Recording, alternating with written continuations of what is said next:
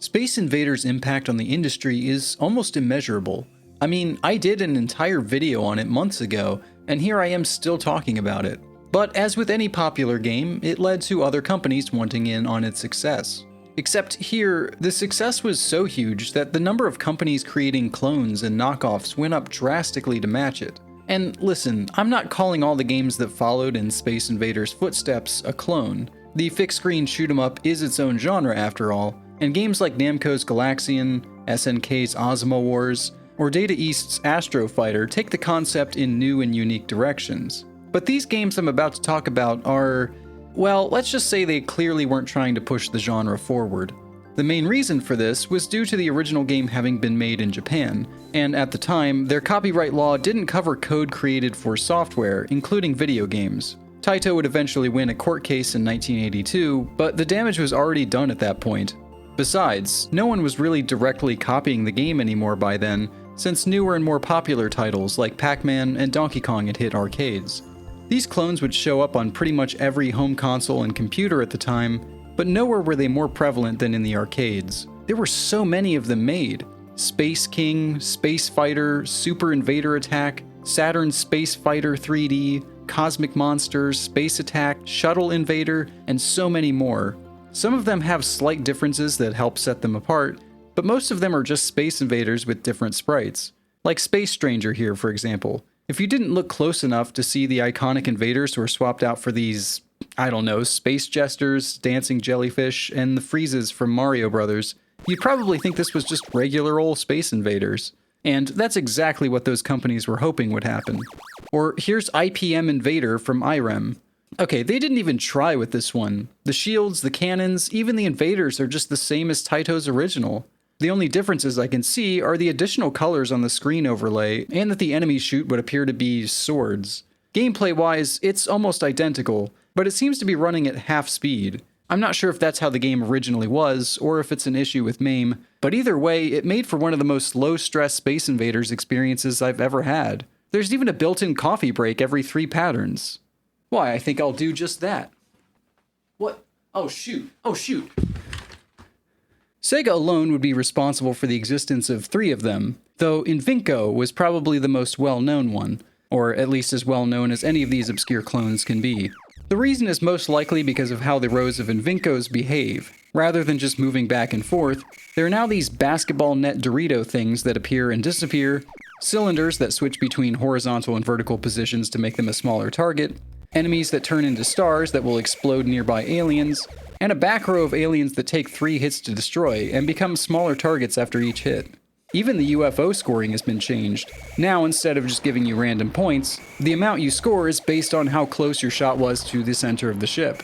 All of this helps the game stand out a good bit, but none of these ideas feel particularly well implemented. The rest of the game retains the exact same gameplay, so it ends up losing the simple but challenging fun the original is known for. Not bad, but it makes an already stressful game that much more so.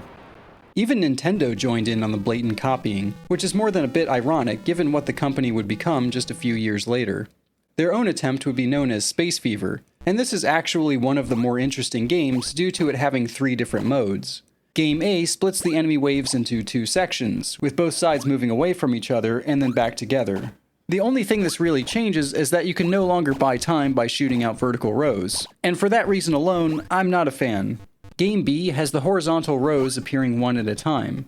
Every time they fully complete a right and left movement, another row is spawned in above them. I liked this version better since the missing vertical rows does actually add in more distance for them to travel, and trying to anticipate and keep up with the newly added rows was kinda fun.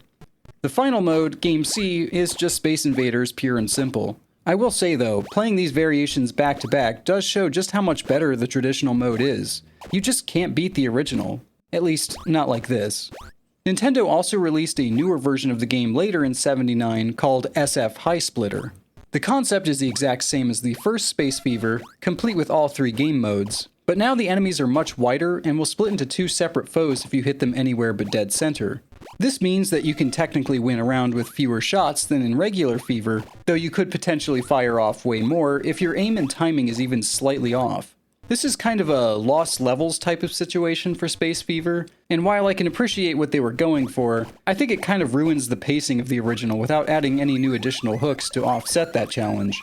Despite all these companies rushing to capitalize on the Space Invaders craze, there's no indication that any of these games sold particularly well. It really was just a programming gold rush to create the most basic copies and help meet the demand for official cabinets. Also, and this is more anecdotal, I hadn't heard of any of these games outside of Space Fever prior to doing research for this video, and I'm going to guess that you haven't either. So yeah, it seemed like everyone was making their own arcade cabinets, but home consoles on the other hand were still closed off platforms at this point. Atari had already made a deal with Taito of America for exclusive publishing and distribution rights for all home system ports. This left other platform holders with only two options: make their own Space Invaders clone, or completely accept defeat at the hands of Atari. Long story short, they all chose the former. This brings us to our first console version, Alien Invaders Plus for the Odyssey 2. If you're wondering why I skipped past the original Alien Invaders, the answer is pretty simple. It doesn't exist. I assume that the plus in the title is referring to the new additions to the tried and true gameplay that the Odyssey team came up with, or really just Ed and Linda Averitt. And if you know anything about the Averitts games, it's usually that they have strange design choices that make the games more interesting, though usually at the expense of well-designed gameplay and in some cases even the fun. This one is no different. For starters, there's no points-based scoring system. Instead of trying to achieve a high score, the goal is to win the war against the aliens by beating them in a series of battles. The first side to reach 10 battles wins the game. Once again, it's an interesting way to mix up the usual formula, but I can't imagine a world where it wouldn't have been a real disappointment for any Odyssey 2 owners looking for a way to play their favorite arcade game at home. On top of this, there's only one row of enemies, the robot soldiers, that actually need to be destroyed to move on to the next battle. They can't directly attack you, so even though you don't have to destroy the laser cannons sitting in front of them, it almost feels necessary to do so in order to have enough space for maneuvering. And you will have to maneuver a lot, since the front row is made up of indestructible shields. This means that every shot of your laser has to be fired around the shields, which makes every one a matter of skill and good timing. You can't just shoot and hope for the best in this game. Getting hit doesn't make you lose a life, but instead your defense robot gets ejected from its laser turret and can now be moved back and forth with the joystick. You have no offensive capabilities in the state, so your only option is to hide under one of the shields. Pressing the action button under one of these shields will transform it into another turret, and you're able to keep playing from this point. Run out of shields, and you're on your last life, quote-unquote. You'd think the game would just end after losing your last turret, but no. Instead, the game lets you keep playing and dodging back and forth while the merciless Monstroth swoops down and tries to finish you off. If evading enemy fire for a set period of time gave you a chance to regain an extra laser cannon, I think it would be a pretty fun mechanic. As it is, though, its inclusion just feels sort of weird. I mean, it's kind of funny, I guess. Oh, here comes the merciless Monstroth. He's after me. I don't think there's much I can do. I can't shoot anymore. No. So I didn't even let me run around. He just kind of take me out at that point. And then, yeah, then they just kind of leave you. He just kind of leave you there. And I'm like, well, there's not much I can do, I guess, except for go. And he just gets to keep coming back. And I'm like, why does he get to keep coming back? I was like, I shoot him. I'm like, yeah, I got him. He's like, nope, doesn't matter. He's back. Or it's back. What does it say about... I'm like, I don't get any points or nothing for killing him. Like, so what's the point of even killing that one? It just comes back. This also means that you're not able to blast out vertical rows to buy yourself more time. To offset this, the enemy patterns just kind of fidget back and forth until some internal timer decides they're ready to drop down a row, and said timer is quite generous. In the many battles I played revisiting this game, I frequently forgot that they were even descending at all. And trust me, that's the least of your worries. Not only does the lack of vertical row movement mean the game has less strategy, but it also means trying to shoot the enemies above the shield can be quite annoying. Having to wait for the enemy to just slowly inch its way around the back of the shield, only to be immediately blasted by it, is downright infuriating.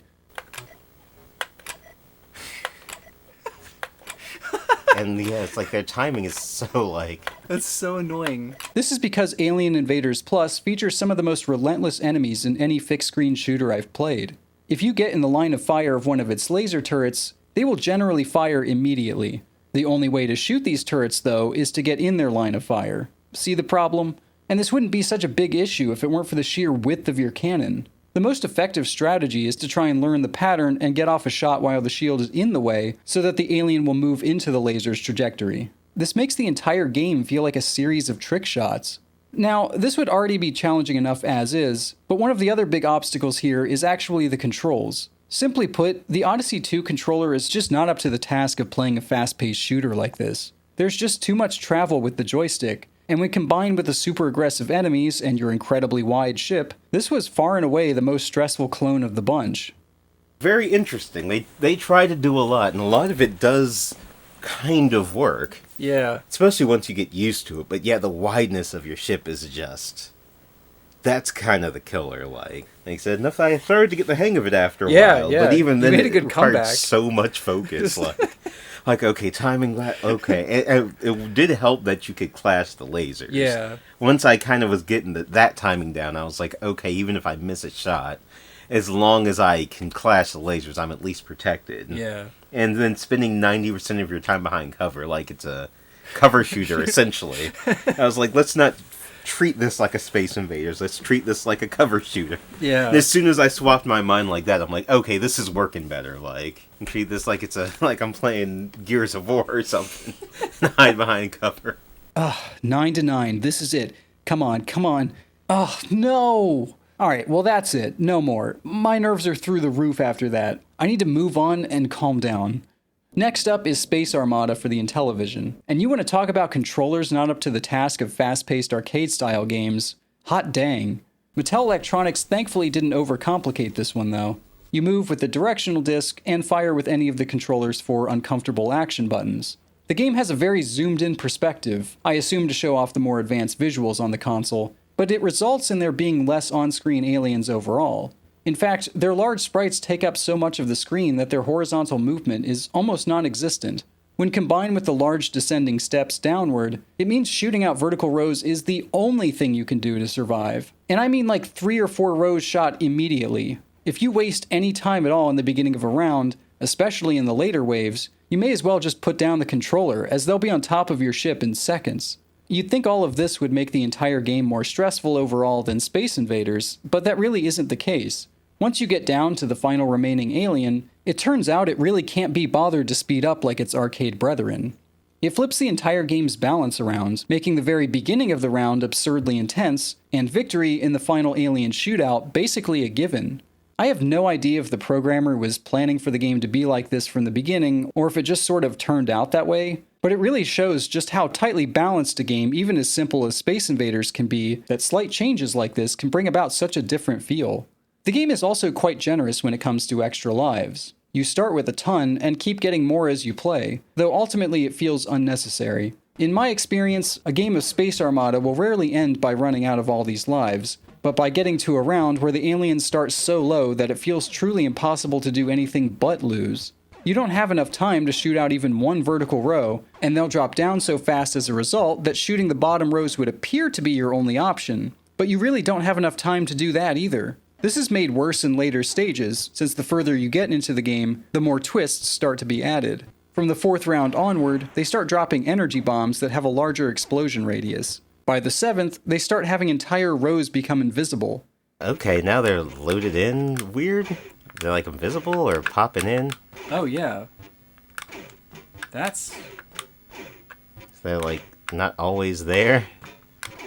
I assume that's intentional and not a graphics glitch. Given how low they are by this point, keeping track of which invisible aliens you've already shot while also having so little time to react meant every round of Armada I played ended right around this point.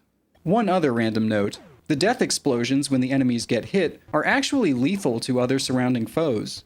You won't notice it at first, but once they start to speed up, the closest alien in the lineup will move into the explosion and die from the same shot. Once again, I'm not sure if this was intentional, but I'm kinda happy it's here. The fewer times I have to press those sharp, stiff Intellivision buttons, the better. Overall, it's not a bad take on the formula, at least for the initial rounds, but it's truly done a disservice by the controller. I know I complain about it a lot, but fast-paced games like this were the real victims. I can't physically stand playing it for more than a single game. Otherwise, my hand starts cramping and my fingers start getting sore. I end up having to change my hand positions constantly between rounds to help stave it off. I actually don't know. I'm like, this control's okay, but it's very unpleasant to do. I can tell you're like in visible distress having to do this. Yeah, I was like, that's You're like, physically painful. it's unfortunate, but what are you going to do? Play another clone on a different console, I guess. Another clone like Battle Vader for the Japanese exclusive console, the Epic Cassette Vision, for example. Since this thing was basically just a modified Pong console with a cartridge slot, it's extremely underpowered compared to most of the other consoles I've covered. In fact, the biggest change made in this game was most likely born from hardware limitations. Rather than having a full screen of invaders to wipe out, you have one single horizontal row that will turn different colors and move upwards upon getting hit. I mean, hey, it gets the job done, right? The strategy is more or less the same, but this time you'll want to turn the remaining Vaders pink and then get ready for the final shootout. Surprisingly, this whole single row moving upward thing doesn't actually affect the core gameplay as much as I would have thought, and it makes this game feel much closer to the arcade title than a game like Space Armada. So not only were these clones present in arcades and on consoles, but even home computers at the time. There were plenty of examples, but I think I'll just take a quick look at one of them: Deluxe Invaders for the Atari 8-bit computers. This is, more or less, an exact recreation of the 1978 arcade classic, just in a 4:3 aspect ratio and in a little lower resolution. Since Atari had already created an officially licensed Space Invader port for their computers the year before, you might be wondering why a third-party company would even go out of their way to make a game like this. Well, interestingly enough, Atari's version was so different from the original, like having the invaders moving in from the left side of the screen to removing the shields altogether, that the game ended up being a more unique take on the invaders formula than most of the unofficial knockoffs ever were. This created genuine demand for a proper Space Invaders game, and thus Deluxe Invaders was born. Okay, I'm gonna have to call it here, both because I'm starting to get really sick of playing these games, and because there's almost no end to how long this video could be. Seriously, I'm going to be hearing that mystery ship sound effect in my dreams now. Needless to say, Space Invaders truly was one of the greatest and most influential games in the industry, and nowhere is that more obvious than by looking at the sheer amount of games that tried to hang on Taito's coattails. Other popular arcade games would end up getting clones and copycat games all their own, but due to updated copyright laws and the crazy fast technological advancements that came as a result of the rejuvenated arcade game industry, none of them could ever match the incredible size and scale of the Space Invaders boom. And honestly, I think that's mostly for the best.